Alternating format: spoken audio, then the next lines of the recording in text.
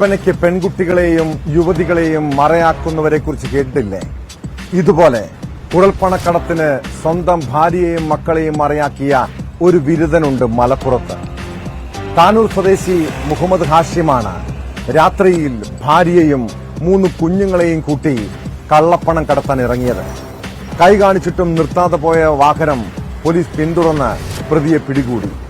ഇയാളിൽ നിന്ന് രേഖകളില്ലാത്ത 20 ലക്ഷം രൂപയും പാലക്കാട് കൊഴിഞ്ഞാമ്പാറ പോലീസ് കണ്ടെടുത്തു.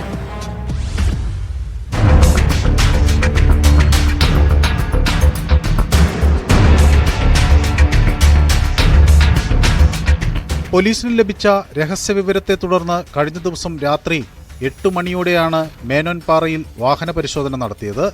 എന്നാൽ കൈകാണിച്ചെങ്കിലും കാർ നിർത്താതെ പോയി. ഇതോടെ വിവരം ചിറ്റൂർ പോലീസിന് കൈമാറി. തുടർന്ന് ചിറ്റൂർ പോലീസിന്റെ സഹായത്തോടെ കുറ്റിപ്പള്ളം CP ചള്ളയിൽ വെച്ച് കാർ പിടികൂടുകയായിരുന്നു.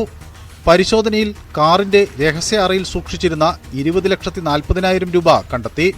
പ്രതി മലപ്പുറം താനൂർ പനക്കാട്ടൂർ സ്വദേശി എസ് മുഹമ്മദ് ഹാഷിമിനെ പോലീസ് അറസ്റ്റ് ചെയ്തു. പോലീസിന് സംശയം തോന്നാതിരിക്കാൻ ഭാര്യയെയും 3 ചെറിയ കുട്ടികളെയും കൂട്ടിയായിരുന്നു കുഴൽപ്പണം കടത്തിയത്.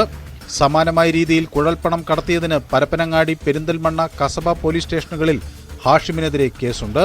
Chittur DYSP VA Krishnadas, Kozhinjampara CI MR Arunkumar, Chittur CI J Mathew, Kozhinjampara SI B Pramod എന്നിവരുടെ നേതൃത്വത്തിലുള്ള സംഘമാണ് കാർ പിന്തുടർന്ന് പിടികൂടിയത്. കോടതിയിൽ ഹാജരാക്കിയ പ്രതിയെ റിമാൻഡ് ചെയ്തു.